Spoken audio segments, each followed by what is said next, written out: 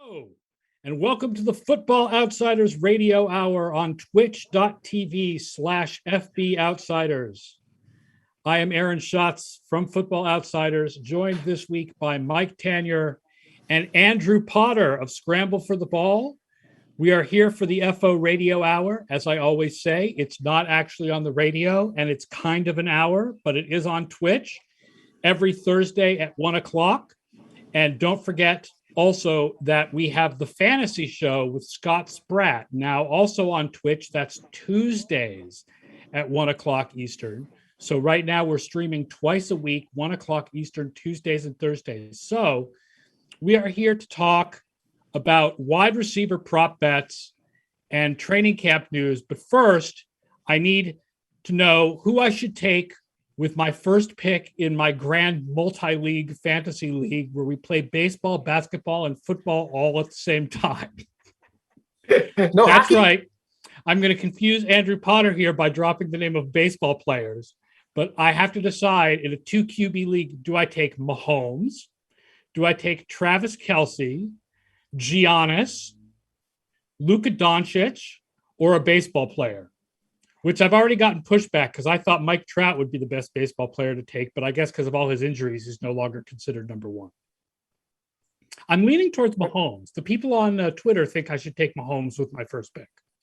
I'm leaning towards going across the pond and asking Andrew where he stands on this. Yeah, what do you think, Ronald Acuna or Mike Trout, Andrew?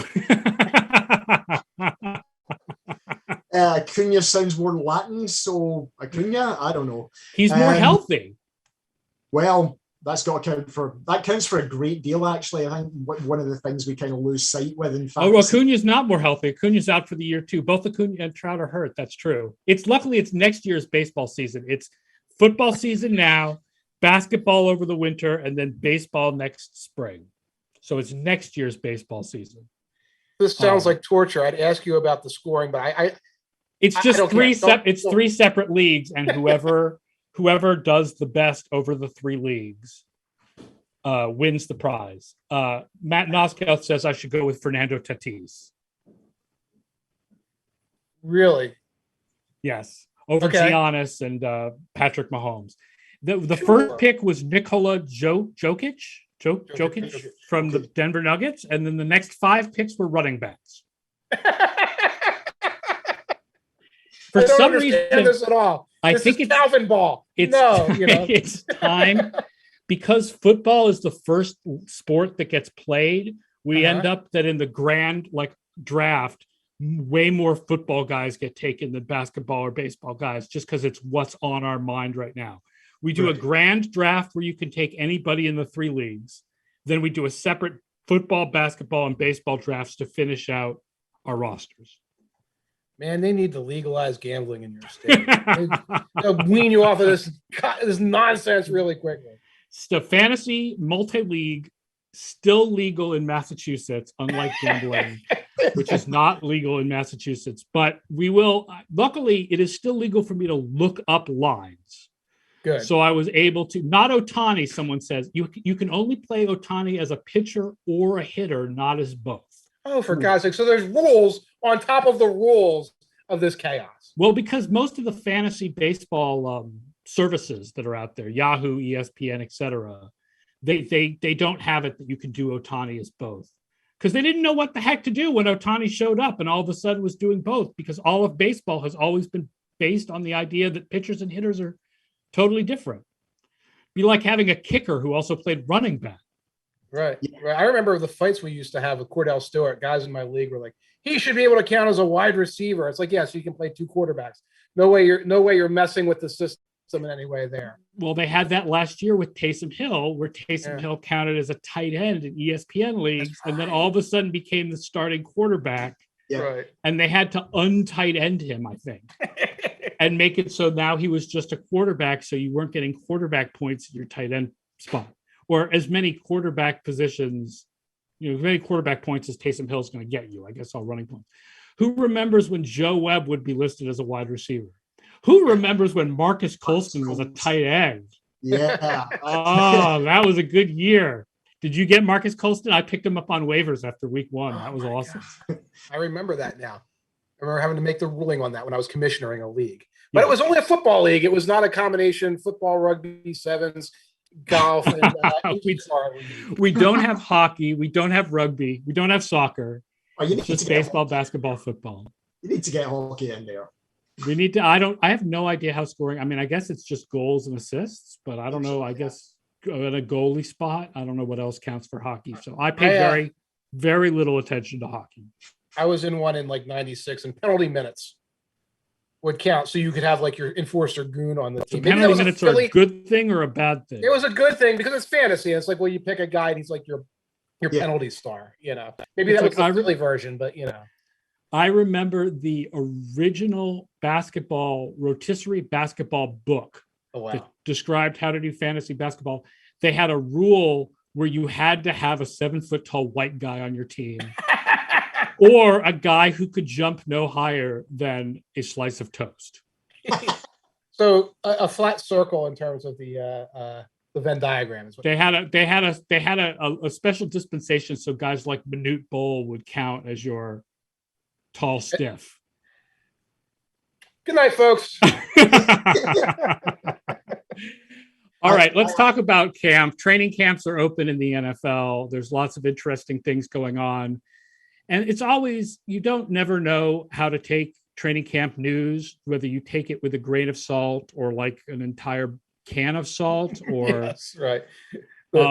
Chili fries, that much salt. let's actually start with the Eagles because you were just at Eagles camp. You were at Eagles camp the last couple of days, Football Outsiders going to training camp. So tell me what you saw and how it felt and how Nick Sirianni feels different from what they had before with Doug Peterson. It felt great. It was weird. I'm going to tell you this right now. When you go as visiting media now, because of COVID protocols, you're like on super secret probation. So I was a level 2Q, paragraph C, Omicron level media person. I couldn't sit with the other media, and I was not allowed to ask a question.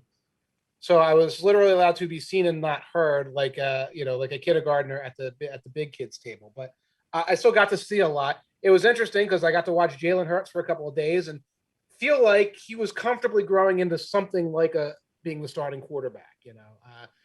Taking all the first team reps, looking relatively solid in the first team reps, sounding like a leader, authoritative presence. And then I get done camp and we come back and there's another Deshaun Watson rumor starting. And, all these wildfire whispers about how they're close. You can blame Chris Trapasso for that one. I believe that's right. Chris Trapasso's rumor. Yeah, and I love Chris, and I trust him more than some of the other people who are yammering about this in the past, Eskin.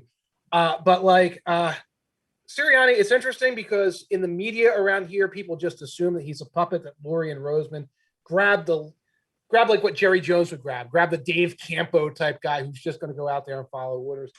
He comes across very dynamic, very energetic. His practices have a different tone to them. I've never seen a quicker, shorter. It's short. It's a short practice, but almost everything is 7-on-7, 11-on-11, team versus team, player versus player. Not a lot of individual stuff, not a lot of install. So he looks like somebody who's out to put his own stamp on things. Hurts looks like somebody who's out there to put his own stamps and to really compete and then possibly be impressive as a starter. And that's a push-pull against the idea this is just some rebuilding team and they're in a holding pattern until they can trade for Deshaun or trade for Aaron Rodgers, et cetera. So there's kind of like two forces operating at once here in Philly. And CO The Legend points out, supposedly Kimberly Jones on NFL Network debunked the Deshaun Watson rumors and said there wasn't much to them. And that sounds logical. Nothing against Chris Trapasso, but I can't imagine that any team would trade for Watson until we know what his legal situation is. Yeah. The only thing is, and Mike Kay, who covers the Eagles, brought it up. Like at this point, we know Easterby is a bit of a loose cannon right now. And he might be in panic mode and he might be sell. And like teams could be calling, they're looking for bargains. Like this guy doesn't even understand how the process works in terms of a player's value. And might be like, oh my God, I can't put him on the field right now. I don't know what's happening. And Roseman could be on the phone right now trying to shake him loose for some unbelievably low amount of draft picks. How did Jalen Reagor look? Because I'm all of a sudden blanking on the name of the guy who does Matt Harmon from Yahoo, who does his reception perception analysis, where he analyzes wide receivers on like every route, even when they're not targeted. I gave Rieger horrible scores for last year. I don't doubt it. I mean, it was hard to tell where Rieger ended and the problems with Wentz and the rookiness of Hurts began. Beginning of camp, Rieger's a close friend of Rieger's was murdered, was a victim of violence. Ooh. Rieger shows up kind of out of shape, doesn't do maybe not out of shape, a little bit banged up, doesn't do the conditioning test very well, and seems to kind of have his head in the fact that a close childhood friend had died, was kind of being eased in slowly at that point. Yesterday, there was a brouhaha. I was not there. But where Rieger ran a wrong route, something like that, got chewed out on the field by Sirianni. Today, again, I wasn't here for this. He makes a great play. Sirianni praises him. Obviously, there's a little bit of like person management going on with Rieger. When I was there were one or two plays where he flashed that absolute speed. He caught like a little pass and took off, and it was not tackling to the ground, but he blasted past everybody and like, oh, there's that speed. There's that thing we talked about. Otherwise, really, really quiet. It was really quiet for all the receivers. Devontae Smith is hurt right now. Rieger wasn't looking really good. A lot of the plays were just getting funneled to the tight ends, funneled to the backs when I was there, and that's not good for the overall health of the Eagles' offense. There's a lot of draft capital at wide receiver, and I wasn't seeing a lot out there. Yeah, it's interesting because in walkthrough today, you talk about the fact that there's really no young core with the Eagles. There's a little bit of one because I went and looked then. So I'm working on an article that's going on ESPN Plus, I think this coming weekend, which is our ranking all 32 teams by talent under the age of 25. And I went and looked, we actually had the Eagles 25th. So not dead last. Yes. Okay. I mean, low. Right. But I mean, it's like every team has some young talent except for the Rams and Texans. They have very little. The Rams have hit on a couple of lower round draft picks like Jordan Fuller, and the Texans have nothing. Yeah. But there is, I mean, there is hope of Rieger rebounding. There's Devontae Smith, there's Hurts, there's Miles Sanders, who's still under 25. And then there's a lot of offensive linemen who got some playing time last year, but may not, if all hopes are that they don't start this year. Although that includes Jordan Mailata, who you seem to feel like is likely to start over Dillard. It's funny. The beats have been really on this because it's like one of the major stories, Dillard versus Mailata in camp. And Tuesday was the first full day of padded practices. And Mailata has been winning the battle. But it's 11-on-11 drill. Mailata's going out there. He's blocking. I forget who, maybe Barnett, maybe Sweat. A couple of 11-on-11 blocks him really, really well. They switch over to Dillard, still with the ones. So Dillard's getting his chance with the ones. I think it was, I keep saying Sweat or Sweet. I forget I think it's Sweat. Josh Sweat gets backed up into Hurts and backs Dillard pretty much into Hurts, kind of picks him up and kind of shoves him into Hurts before the ball comes. Just, here you go, Dillard, and just blows him into the quarterback. And a bunch of them start giggling. I'm not going to name names, but like, I've seen enough. Yeah, I've seen enough. And they're like crossing off on the list that they're going to talk about the controversy. So it looks like Mailata, and Mailata does look pretty solid. I mean, he's giant. He's got the coolest accent I've heard since Andrew came on.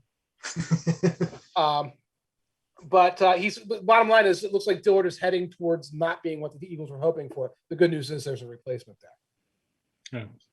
So the biggest news of the week is, speaking of ex-Eagles, is, we talk about like camp stuff and does it matter or not. The most important thing that matters in camp is injuries. Mm-hmm.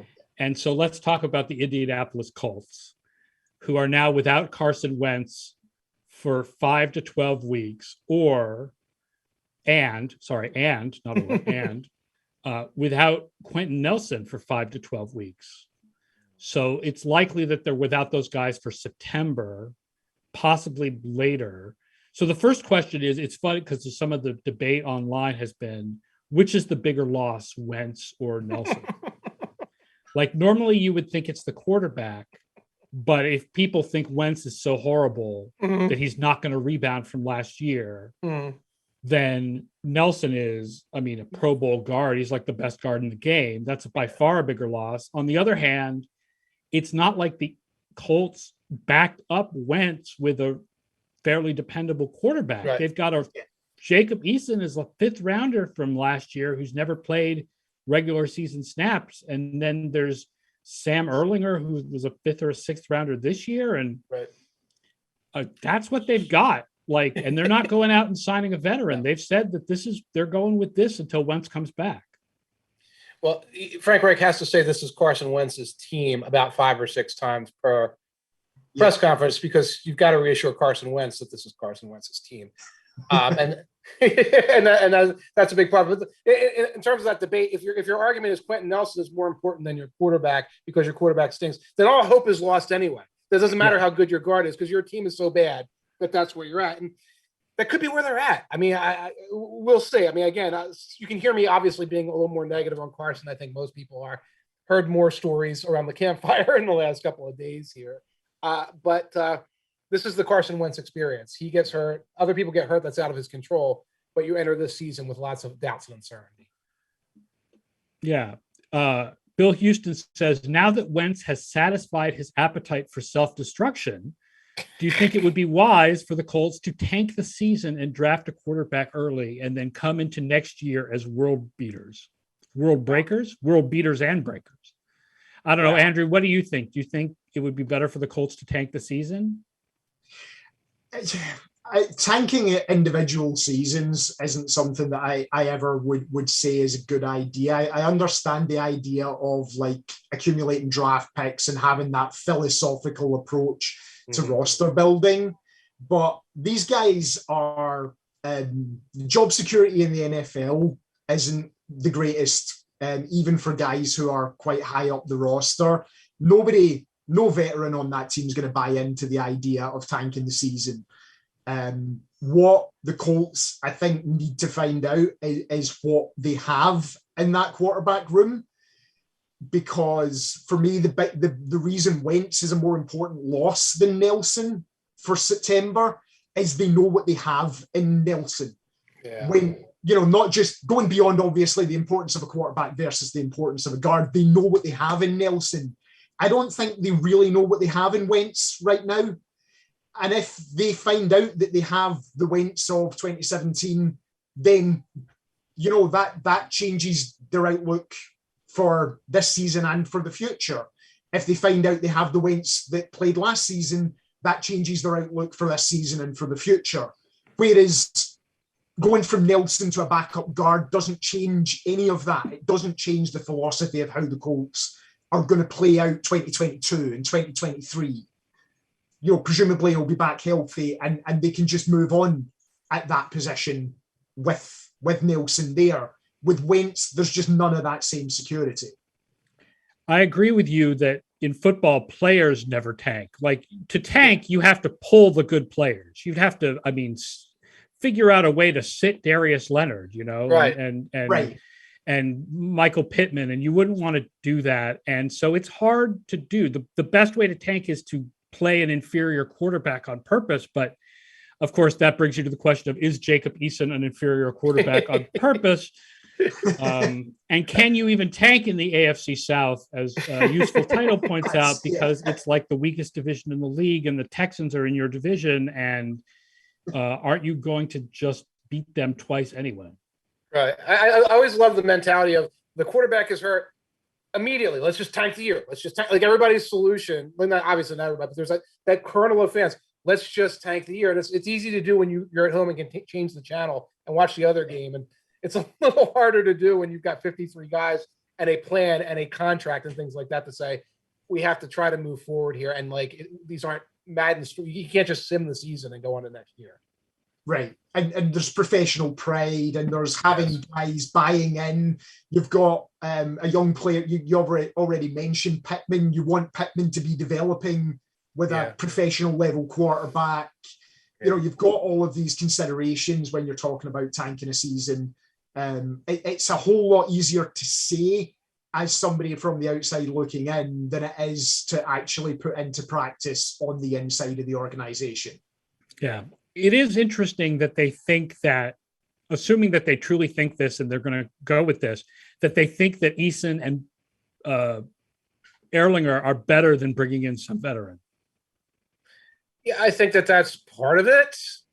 I think that I don't know exactly where their cap situation right now, but I think that's an issue there. And if you're trying to develop Carson Wentz, you don't necessarily want him looking over his shoulder at a potential successor. That doesn't necessarily go well. He doesn't always respond to that in the way you would want a hyper-competitive professional to do. So what if Eason plays well in the first 4 weeks? Yep. I don't think it's likely, but what if he does? The question answers itself. Carson comes back too quickly, starts pressing. It turns into a big to-do. That's the most likely scenario based on pretty much every season in Philadelphia. So the other team that's having problems right now is Minnesota, which is interesting because they're one of our kind of sleeper picks. Before we go to Minnesota, Topher Dahl says an interesting comparison is between the Colts with their backup quarterbacks and the Broncos with Locke and Teddy Bridgewater. Both have great rosters, but they both have big questions at quarterback and may need to draft a quarterback in 2022. I think that's accurate. Yeah. I like the Denver roster, honestly, better than I like the Indianapolis roster as far as the whole roster other than the quarterback position. I agree. And I like Bridgewater better than I like Wentz. So, I think with Indianapolis, what you've got is a lot of adequate and above adequate players without a whole lot of star players. Yeah. Where with Denver, there's more potential to see he's going to be a star. He's going to be a star. This is how, if the Broncos are going to be a great team rather than just a good team, this is how that's going to happen. Yeah, your biggest absolute stud is an off-ball linebacker, Darius Leonard, and a guard. Yeah. So the Vikings, first of all, they had to cut Jeff Gladney this week because he was indicted on a domestic violence assault charge. So wise move there by the Vikings, but it basically means they had to throw last year's first-round pick away, which, by the way, they're not the only team to do. Tennessee basically threw last year's first-round pick away, too. Yeah. Well, they threw theirs away in week 2? Yeah, Isaiah Wilson, the tackle who basically went AWOL on the team and decided he wanted to become a rap star. Mm-hmm. But they've got that issue, and then they have vaccination issues. I guess the quarterbacks were out due to COVID, although they're now back. And Case Cookham has been re-released. And they have vaccination issues I guess they're very low on the list of teams. Yeah. Washington apparently is the team with the lowest vaccination rate, but Minnesota is really low too. Mm-hmm. And Mike Zimmer called out the players in the press for not getting vaccinated. And it's a tough because, I understand that some players will have political beliefs against vaccination, but it keeps everybody safer. And if you're going to make unvaccinated players wear masks and attend meetings differently and attend meetings over Zoom and whatever, it gives you a competitive disadvantage in training. And then if they're more likely to get COVID during the season and miss time, it gives you a competitive disadvantage during the season. Yeah, not to get into the idea that you can have a political opinion against science, and that we're supposed to we can't criticize that.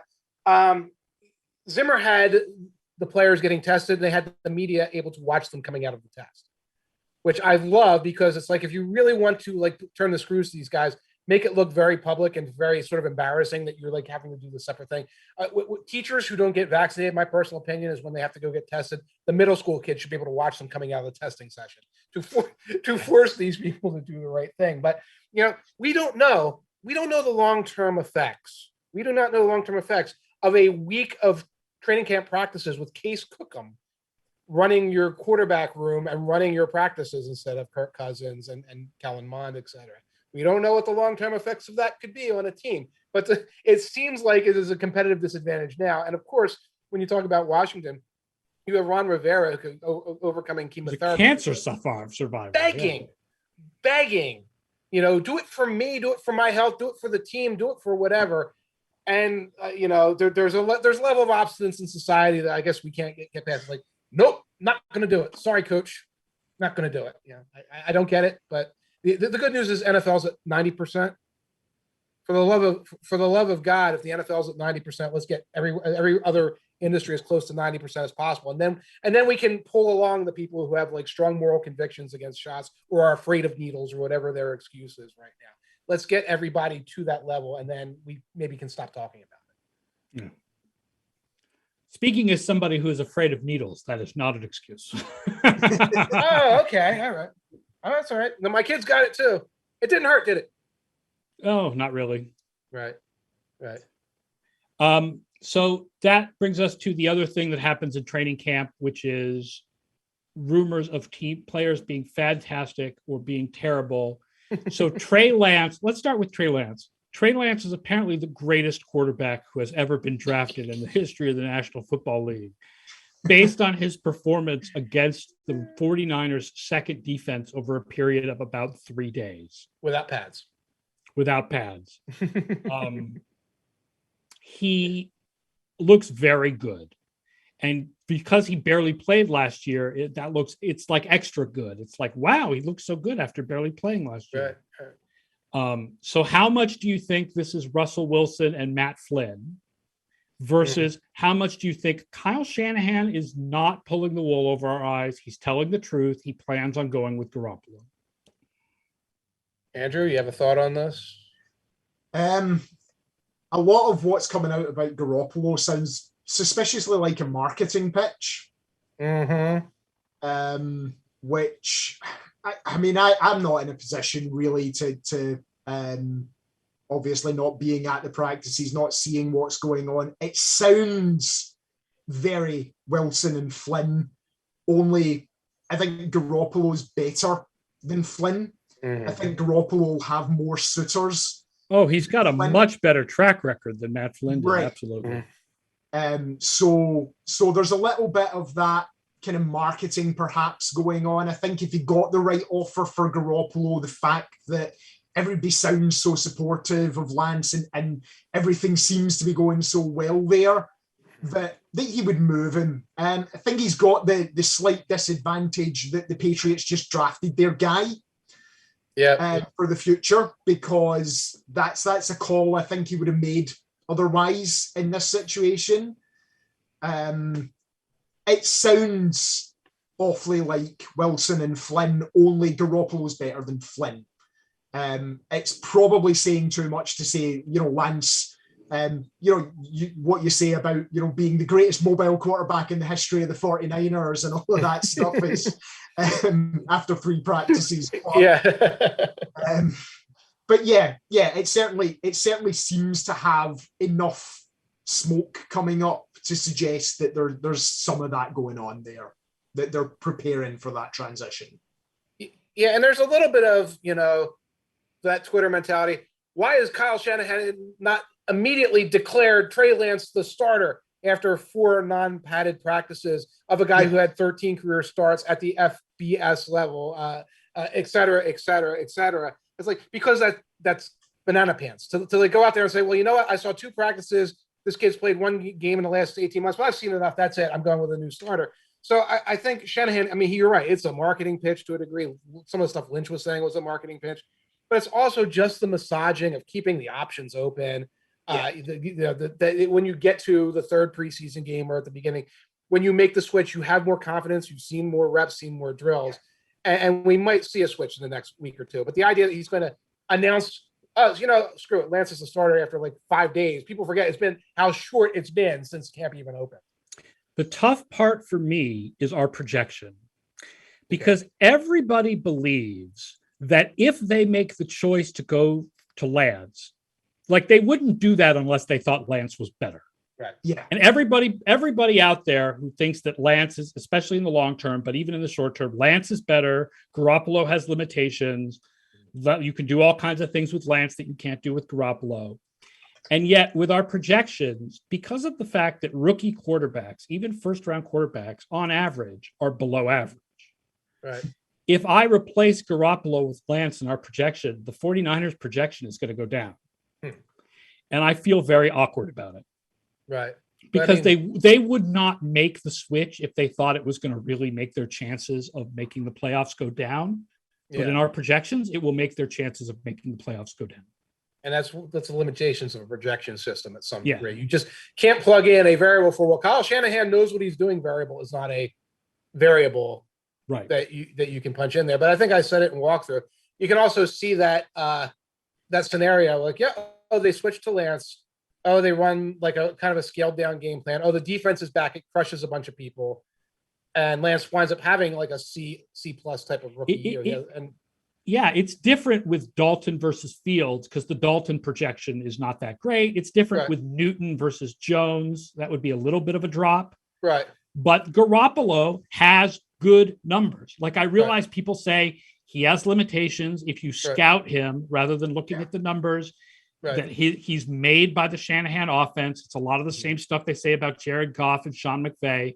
Right. But the fact is, if you're doing a statistical projection system, you have to say Garoppolo has been very productive in his NFL career. Right. And you replace that with a first round rookie, you're going to get a drop.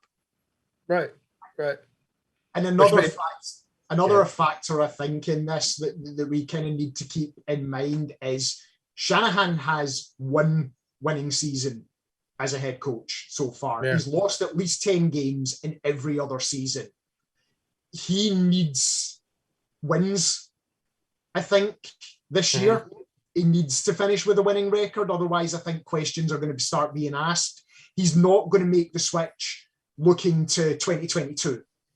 He's going to play the quarterback that's going to win them games this year. Yeah, I don't think he's on a hot seat by any stretch of the imagination, but you are right that a lot rides on that quarterback guru reputation, and the quarterback guru reputation is going to ride on Lance at this point. So that's one of the things he has to keep in mind. Yeah. So lots of optimism about Lance. Another guy there's been lots of optimism about is Tua Tagovailoa, who is apparently very comfortable with the offense in Miami. And that's one where I have absolutely no idea what it means. Right? Like he looks good in camp without pads on. Right. And then there's terrible pessimism about Joe Burrow. Yes. Like I like numbers from camp always seem so meaningless, but like this number was put out there. He was 5 of 12 with an interception on the first day with pads. And he was lifting his leg to avoid an accident in a close pocket. And like, is he sure of his knee already? And so the question is like, is that something to be worried about? Or is that like, no duh, the guy's coming back from a knee injury in the first couple of weeks, he's going to be careful.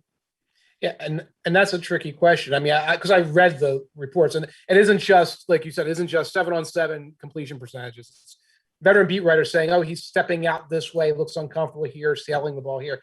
I'd be nervous. I would be worried at this point. I mean, I don't remember seeing a second-year pro coming off an I saw Wentz. I saw Wentz as a second-year pro coming off injuries in camp. And, you have to take that into account. Now we'll see in the preseason, et cetera. But the idea is like, oh, well, this is nothing to worry about. If these beat reporters who've been there for years, who covered Andy Dalton, who covered Burrow, maybe not as a rookie last year because it was different, are saying these, you have to at least acknowledge the fact that that's potentially a problem. I think we're also a little bit too accustomed to guys coming back from ACL tears and going straight back to the previous level to recognize that this, for Burrow, apart from anything else, it's a multi-ligament injury. So he was already behind on the ACL recovery just because they had to get the MCL healed first.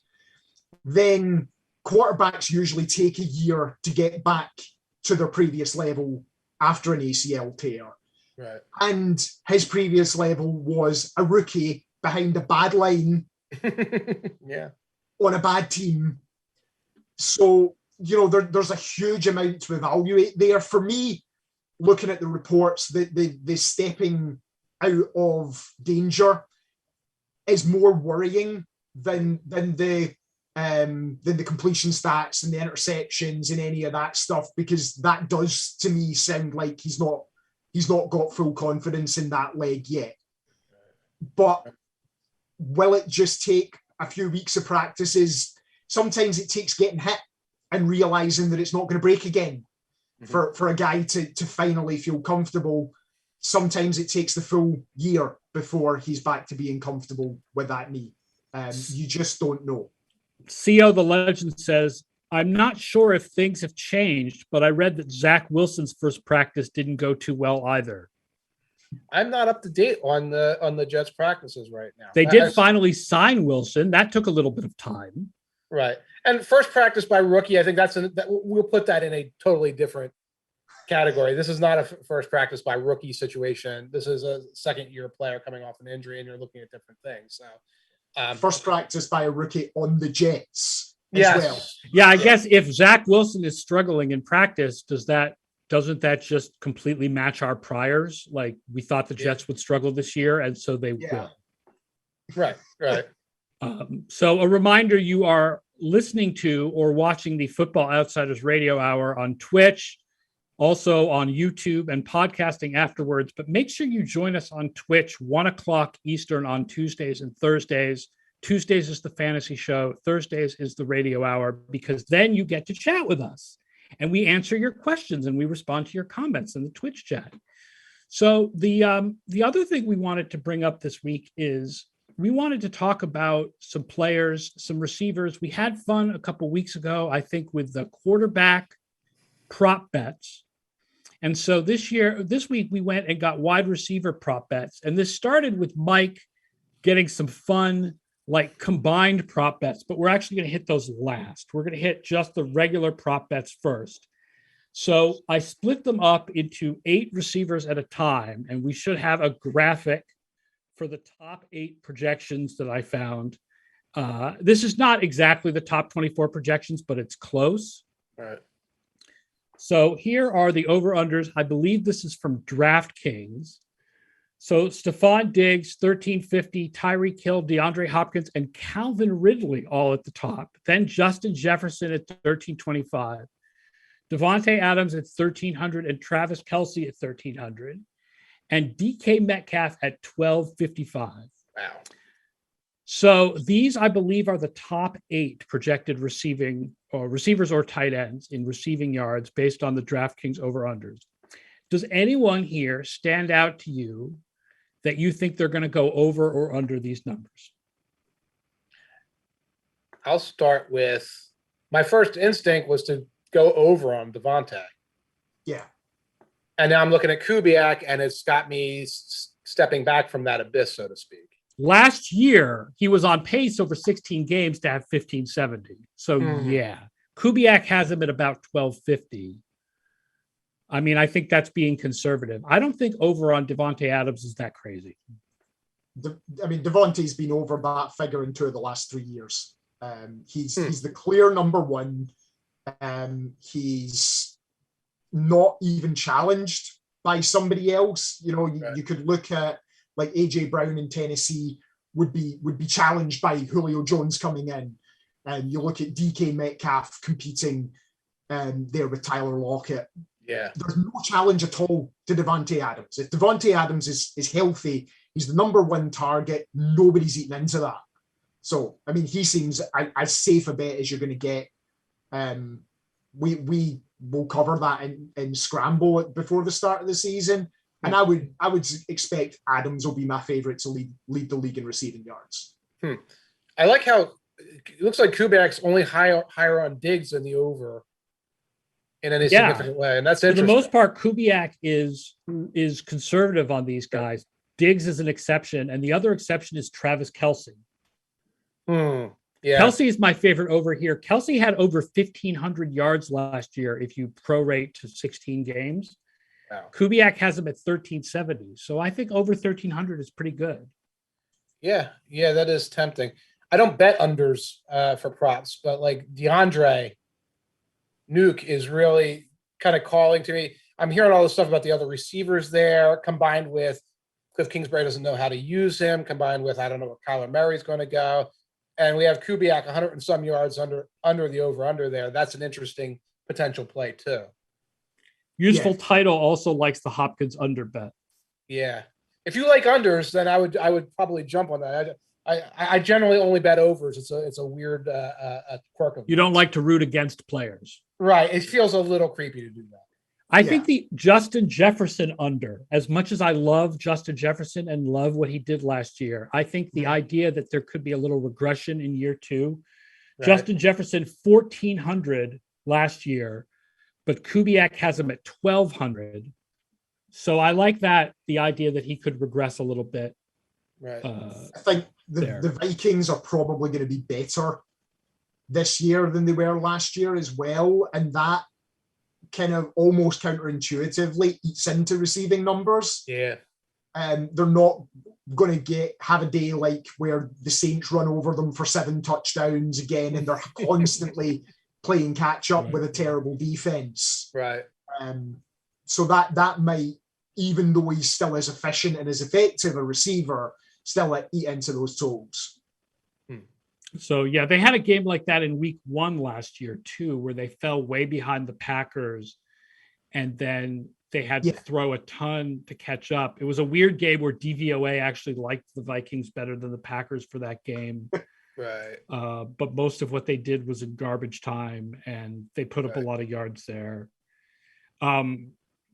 So let's look at the next 8 receivers that I picked out, including a pair of teammates. Speaking of players who have been dramatically impressing everybody in camp, CD Lamb. Everybody is talking about, some people will be like, oh, CD Lamb is better than Justin Jefferson, despite what Jefferson did last year. So I think it's interesting that the over-under has Cooper ahead of Lamb. I will point out Kubiak also has Cooper ahead of Lamb. And last year, Cooper was ahead of Lamb. Right. But so these are the next 8 guys that I picked out. Terry McLaurin at 1180, AJ Brown at 1175, and Amari Cooper at 1175. And I wonder what makes Vegas put a guy at 1180 instead of 1175. No Allen idea. Robinson at 1090, Mike Evans at 1050, T. Higgins at 1050. We have wrong graphics. Mike Evans should be the Bucks and T. Higgins should be the Bengals. All right, well, that's These too things bad. happen. These things happen. CD Lamb at 1050, Darren Waller at 1050. And by the way, speaking of T. Higgins, we will get to Jamar Chase on the next graphic. He's at 1025. But are there any of these that stand out to you as far as over or under? I'm very tempted to go over on Lamb. We'll talk about one of the specials I pulled up there, but I surrender.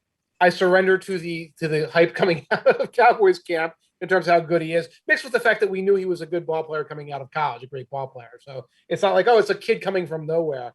And even though they've got all those weapons there, I could see that. Some of these are like avoid. I can actually see the under on Mike Evans. Because of the way that goes. There's just too many mouths to feed in Tampa Bay. Yeah, right. Can see that. Especially with a full year of Antonio Brown and OJ Howard back. Right. I think McLaurin's too high. I think that the number for Kubiak is right around there. They've got Samuel now. I don't think they're going to have this lights out passing game with Fitz. I'm not touching Allen Robinson overs with anybody else's money, and certainly not with my own. So yeah, this is a tricky bunch. I'd go over on Allen Robinson because I think he's got a little bit of the same as Devontae Adams, where you kind of look at who's taking those receptions away from him. He should have. I'm not the guy who's going to say Andy Dalton's going to start the season there. I certainly don't think Andy Dalton's going to finish the season there. And that should give him better quarterbacking or more consistent quarterbacking than he had last year. And when you look at what Robinson's done with the cast of quarterbacks he's had over his career, if they get Fields on the field, this could be the first time in his career that he's a legitimately professional caliber starting quarterback. Right. If that's what Fields is. If that's, it could be. But he's produced every year, no matter who, coming off an injury, he's produced. Mitchell Trubisky, Blake Bortles, he's produced. I'd go over on him. Cale Clinton likes the under on A.J. Brown. The Titans have not had 2 receivers over 1,000 yards since 2004 with Drew Bennett and Derek Mason. Wow. Interestingly enough, Kubiak goes under on all of these guys except A.J. Brown, where it has it basically equal. Yeah. Right. And we'll see in a moment, because the next graphic we'll be seeing about Julio Brown's Jones. is a new teammate here. And that's interesting that Kubiak is speaking to us that way about that particular team that we all put 400 rushes in or whatever for their offense. I would have to say, if I had to go over on one of these 8 guys, I would go with Darren Waller. All right. The Kubiak projection is a little bit below this at 1,005, but he had 1196 last year over 16 games. I don't remember.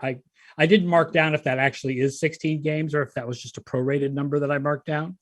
Yeah. But I think there's not a lot like where you're like, oh, well, this Raiders receiver is going to come in and suddenly be like much larger part of the passing game than he was last year. Like, do you really think Henry Ruggs is even an 800-yard receiver? I don't. Well, if he is, it's going to be like 40 catches for 800 yards. There's still going to be lots of other balls going around. Yeah, there's still lots of balls for Darren Waller. So if I had to go over on one of these 8 guys, I would pick Darren Waller. Waller's been over that figure in both of the last 2 seasons. Yeah. So, and that was a 16-game figure, not prorated for last year. Yeah, and I guess my under would be T. Higgins, just because I think Jamar Chase. I agree with Kubiak and with Scott. Scott putting the roles into Kubiak. That Jamar Chase is going to be a bigger part of the passing game than T. Higgins will be. That seems right. And then when you have these fears about Burrow, you can bank those in for the under. Yeah. So let's go to the next page. Speaking of Jamar Chase, he's the one rookie that I picked out. I probably should have grabbed a couple of rookies like Waddle and whatever, but Jamar Chase has the highest projection of the rookies. So Jamar Chase, Keenan Allen, and George Kittle are all at 1,025. Cooper Kupp at 1,005. Tyler Lockett at 1,000. Julio Jones at 995. Deontay Johnson at 975. And Chase Claypool at 895. And by the way, whereas on the last graphic, Kubiak was under on most of those guys, on this graphic, Kubiak is over on most of these guys. Yeah. And I like Julio Jones. I think it is possible for the Titans to have, even though Ryan Tannehill has never had more than one receiver with 1,000 yards in the same season, I think with Julio Jones and A.J. Brown and not much else at the wide receiver or tight end positions, I think that the Titans can absolutely put up 2 guys with 1,000 yards. He's already nicked up, though. He's already limping around in camp. And that's coming off of years of injuries as an older player. That makes me a little nervous on that end. Those Steelers are talking to me. I can't make heads or tails of those Steelers at the bottom. Mr. Pass Dropper and Claypool, who's kind of like kind of has acquiring the personality of a Steelers receiver. At the one hand, that over-under for Claypool is really low and our Kubiak is high. And Andrew, you'll probably speak to this. The number of footballs to go around and projected roles makes that really weird. Yeah, for me, the only thing stopping Kittle going over is injury. Okay. I think Kittle's Kubiak is only at 920, and that's there's not enough balls to go around problem. Yeah. Because there was like no games last year where Deebo Samuel and Brandon Ayuk both played, or there was like one game or something. Like they were never on the field at the same time. And now the 49ers have to figure out how to feed their running game and Ayuk and Deebo Samuel and George Kittle. Right. Yeah. Although I consider him the number one guy in that offense. So he's the guy that you think if they have to decide between feeding a bunch of guys, Kittle's the guys they're going to feed.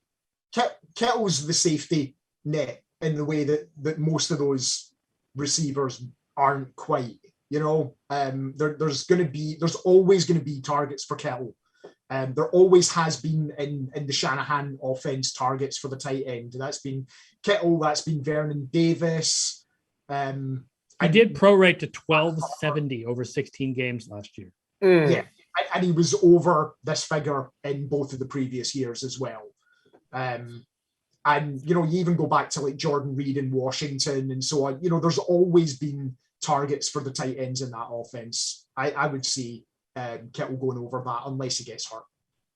Yeah, I like Claypool. Yeah, I like Jones, even though I know he is a little nicked up right now. I want to watch that news before putting the bet down. Lockett a little bit, but I mean, I think he'll end up pretty close to this either way. He's got that long track record of coming in right at around like 1,000 yards. Yep. It was 1,054 last year. So yeah.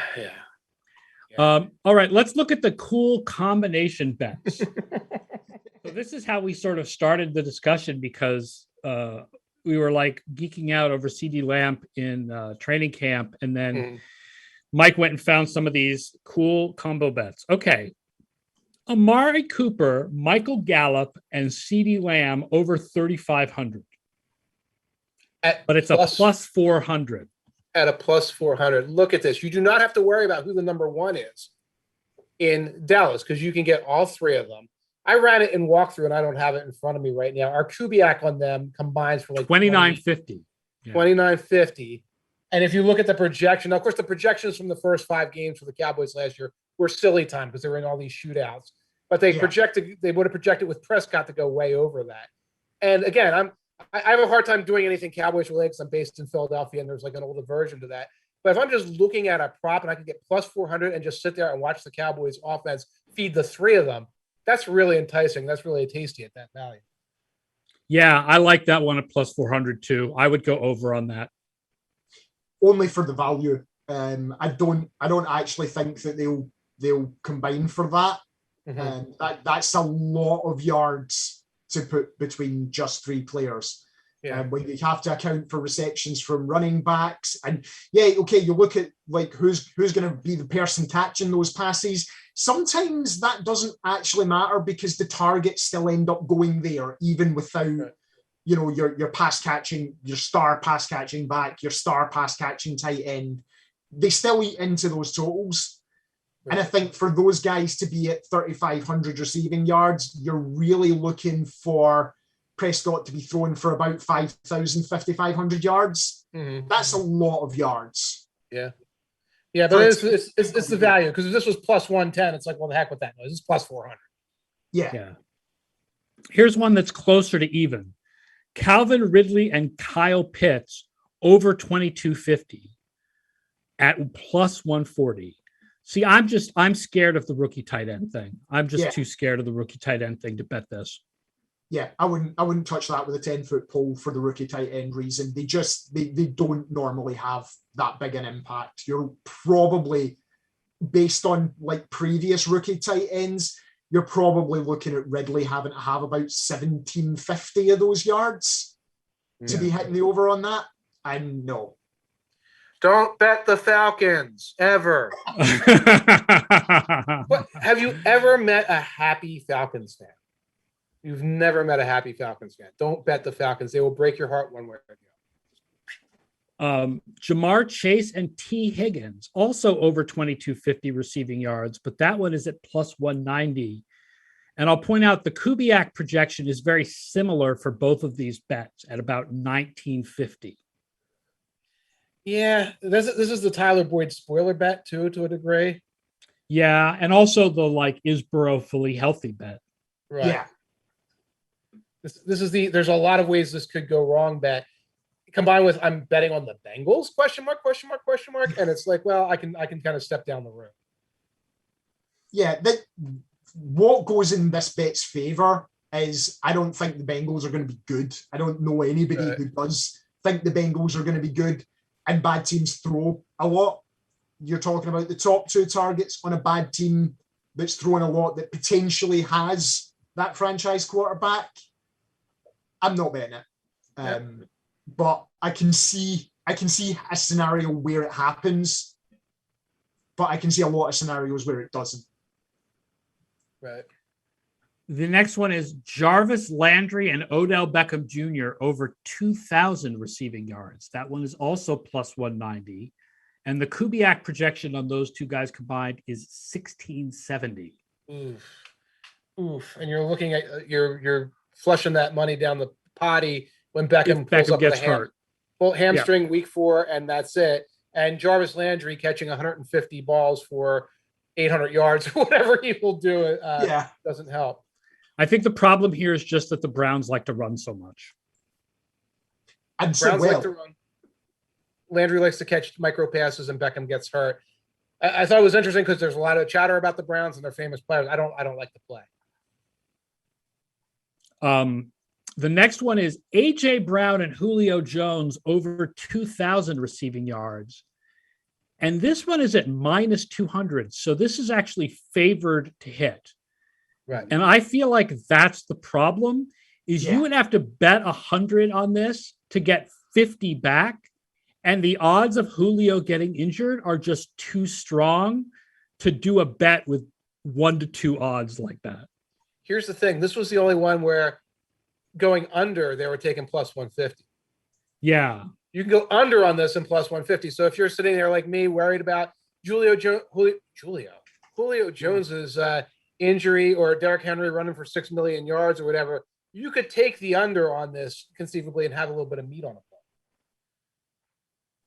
So what do you think, Andrew? Would you go over on this for minus 200, under for plus 150, or neither? You're asking me to bet on the health of a 32-year-old Yeah. wide receiver who's just switched teams. That's what you're asking me to bet on with that. If Jones is healthy for the year and I can know Jones is going to be healthy for the year, then they'll go over. And I would be fairly comfortable saying they'll go over. If Jones misses half the year like he did last year, or if he's hobbled, yeah, that I don't like betting on players' health. Right. And I feel like this is specifically betting on the health of Julio Jones. Right. So you wouldn't go with either? I wouldn't go with either. No. Yeah, I don't think I would go with either also. I would go with the under if it was plus 200. Okay. And I would go with the over if it was minus 150. Okay. But at minus 200 and plus 150, I don't think I would go with either. Yeah. And what Andrew said, like rooting against somebody, rooting like for a Hall of Famer to get hurt is a little creepy for me. It And, is a like, little you know, creepy. It is a little creepy. Yeah. Yeah. Antonio Brown, Chris Godwin, and Mike Evans over 3,500. Same as the Cooper, Gallup, and Lamb one, Mm-hmm. plus 400. Yeah, and this one I like the Cowboys one better because I can see Prescott throwing the ball all over creation even more than Brady for a variety of reasons, and I'm less worried about other guys leaching catches than I am with the Scotty Millers and the tight ends, and the backs leaching from these three. Yeah. Kubiak, by the way, is in agreement with you. Kubiak's projection for the 3 Dallas receivers is 2,950. And Kubiak's projection for the 3 Buccaneers receivers is only 2,525. Right. What's the line on taking the under on that one? I don't know if they're the only under that they were allowing that I saw that was posted was the AJ Browns and Julio one. Right. So they only take action one way on a lot of these. Yeah. Because I would be more tempted by, depending on the price, by an under on that. Because Brady just historically does such a good job of spreading the ball around between all of his guys. Right. And you've got Gronk there, you've got Howard there, you've got Great there, you've got their backs last year were terrible for drops. Right, but now you've got Giovanni Bernard. They've got Bernard, they're still getting the targets. Even though they were bad for drops, they're still getting the targets and they're still picking up yards.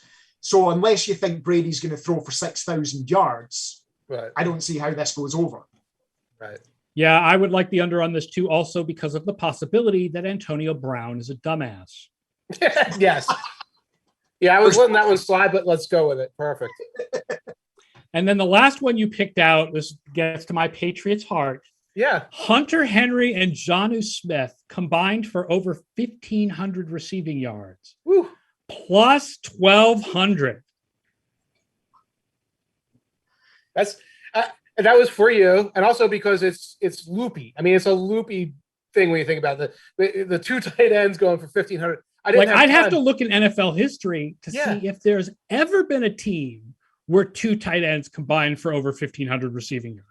It would be. I think Kansas City last year, because Travis Kelce had almost all of them himself. But there's probably a couple of Kellen Winslow Sr. and Eric Sievers, where one guy had 1,200, and the other guy had like a little bit, but I was unable. I didn't have that time this morning to look it up, I'm afraid. But it's weird and it's wacky, but it's at plus 1,200, which for a Patriots fan, you have to be like, well, like you're kind of betting on the offense to function in the way that Belichick hopes it functions. Yeah. And you're going to get 12 to 1 on that. It's got to be somewhat sexy to somebody. This is honestly the kind of thing I would throw $10 at. Yeah. Like not a serious bet. Right.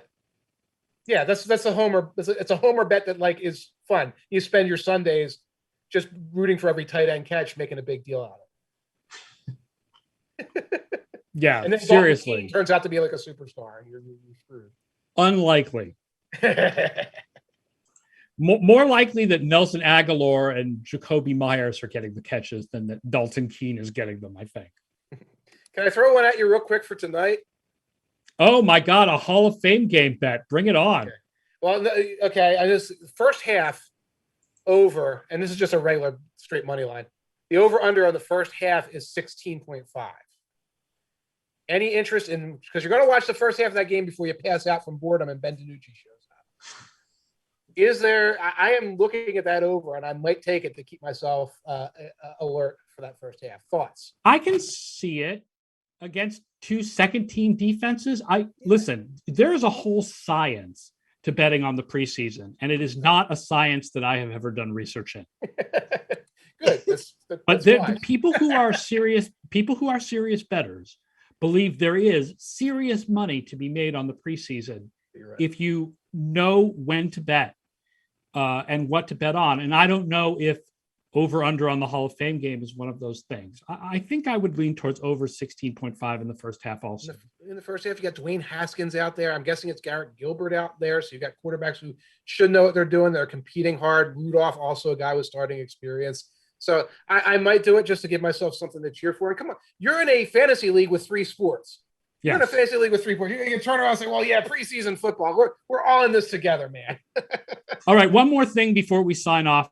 Bill Houston has a question. Can I get some analysis of the Giants' team-wide brawl and Coach Judge's decision to throw the whole team out of practice as punishment? Somewhere Rex Ryan is flush with coaching pride. Mike, you have any thoughts on this? I wish I was there. That was my first thought. I wish I'm there every day. I might try to run up there because today's big thing is Jason Garrett telling the press pool that he must be called coach. Yes. Yes. He's got Deion Sanders on the brain, apparently. He has Deion Sanders on the brain there. And it kind of, I can't help but think that the coaches there are not where they need to be mentally, and the team is not where they need to be mentally. This fight happens after days and days where, like, Evan Ingram's running a punishment lap. Daniel Jones is running a punishment lap. The whole defense is running a punishment lap. And they sound like a coaching staff that's gotten into this mentality, and they aren't in the mentality of, hey, this is a bunch of 20-something multimillionaire professionals who've been at their jobs for several years and know what they're doing and shouldn't be running laps while Art Stapleton, Tom Rock, and Matt Lombardo are like, check mark, check mark, check mark. We're going to talk about this in the press. Yeah, Looney, they signed Looney. He quits after this. He quits football after this. Like, I'm not showing up here as a veteran offensive lineman to get involved in the brawl, be forced to run laps, and then leave. So it's a really weird situation. I don't see how this equates to – this is the story of how the team galvanized as a team and became Super Bowl champions. I don't see how in the year 2021 it works that way. If this seems like something Urban Meyer would do. I don't know. Urban Meyer seems like more like he'd go play golf and like not worry about it. Yeah. Like Steve Sperry wouldn't do this. Steve Sperry would be on the golf course wondering what happened in practice today. So, but all right. Bill Houston liked your answer about the Giants. So we agree. If the Giants do galvanize and win the Super Bowl, it will be because Daniel Jones takes a colossal step forward, not because the whole team had to run laps. Yeah, the walkthrough that I read at the Super Bowl will say the exact opposite because I'll have all these great quotes to use. But you're right. It won't change the fact that you're right. All right. That is the Football Outsiders Radio Hour. Thank you to Andrew Potter and Mike Tanier for joining me this week. Thank you to all of you for listening and watching. Again, Football Outsiders Radio Hour is at twitch.tv/FB Outsiders every Thursday at 1 p.m. Eastern. Don't forget to also watch the Scott Spratt Fantasy Show on Twitch every Tuesday at 1 p.m. Eastern. If you are listening to us as a podcast, please rate us with many stars in your podcast app. It helps people to find the show. Thank you so much for watching/listening. And we will talk to you next Thursday for another Football Outsiders Radio Hour. Bye-bye.